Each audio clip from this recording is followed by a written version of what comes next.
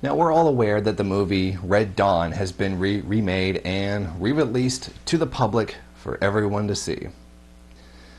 And how stupid the movie really is. I mean, to the most basic and obvious level, Red Dawn is a propaganda film intended to scare audience, whip up nationalist sentiment in order to essentially pro-war propaganda. There's enemies out there coming to kill us at any moment, and we gotta get out there and whatever. It's just hollow jingoism. Jingoism, that's the word I was looking for. It's just a hollow nationalist pro-war propaganda, and to me, nationalism is like a joke. It's just so stupid, being that I believe that the concept of countries are complete constructs and shouldn't even exist. But regardless of all of that, the movie is, for the most part, completely dumbed down and essentially even worse than the original. At least in the original, where you were supposed to believe that the big evil Soviet Empire was coming to kill everybody at any moment, and how ridiculous that actually was. In reality, how ridiculous it was. At the time, to a lot of people, it seemed like that was true, but again, hindsight. But it's even more ridiculous now. North Korea, a country that is so poor it can barely survive, yet at the same time is the biggest threat coming to invade us at any moment. And no contradiction there, right? So the whole premise is like completely silly. And the idea that, you know, a bunch of teenagers with like this one Marine on shore leave can form a guerrilla army and effectively fight an occupation is, well, stupid. I mean, that just completely contradicts reality so much.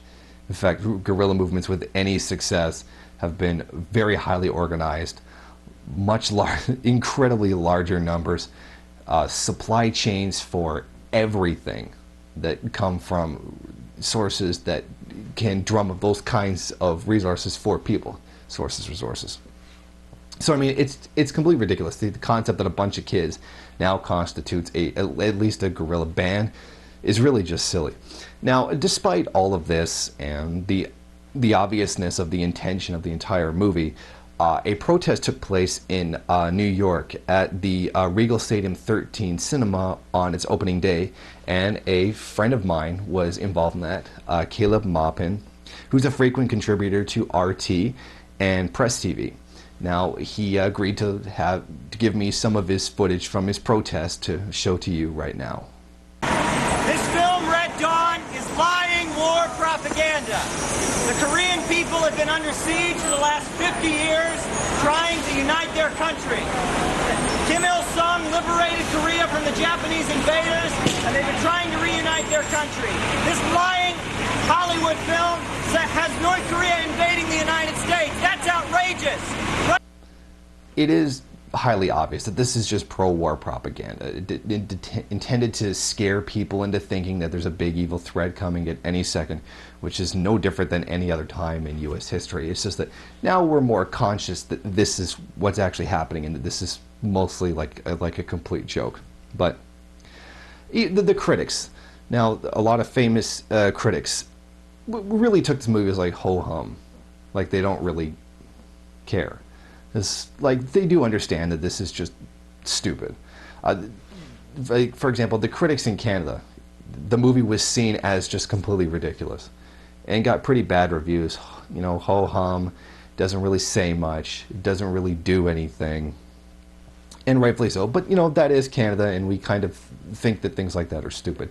Now, if you go over to the U.S., I mean, obviously, if you had any kind of right-wing critic whatsoever, they were usually, I would say, in the vast majority, overwhelmingly supportive of the movie, saying, oh, this is a great warning to America, and this is what we have to be prepared is going to happen, and all kinds of stuff like that, even though it's just not true. It's just completely ridiculous. But, you know, critics are critics, and obviously this is a highly politically motivated movie, and your own personal political biases would, of course, be all over that.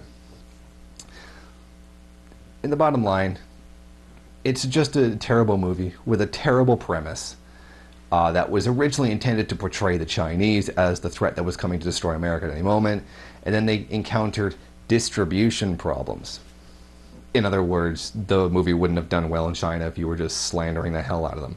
And movies in China are now actually a fairly big market, and they don't want to lose out on all that money. So they had to follow their profit motive and not determine that the evil commie country of China was coming to get them at any second. Just a little one of those more contradictions about the profit motive. So they decided to switch to North Korea because, well, nobody's really going to get, no serious resistance is going to come out to portraying North Korea as a big evil threat that's coming to kill us at any minute. I mean, obviously there's protests, but no serious thing that would cause any kind of like major outrage in the media or anything. So if you did feel like throwing your hard-earned money away by watching the movie, then by all means, go ahead and watch it. Just don't take it seriously.